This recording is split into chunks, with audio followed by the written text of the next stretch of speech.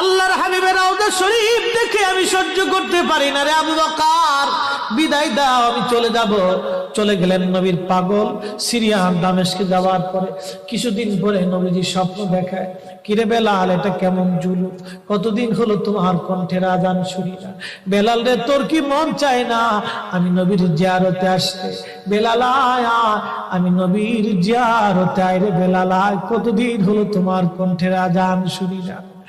স্বপ্ন যখন নবীজি দেখাইছে, এ মুসলমান, হযরতে বেলাল সুদূর সিরিয়ার দামেস্ক থেকে পাগলের মতো দৌড়াইলেন, পাগলের মতো ছুটে আসলেন।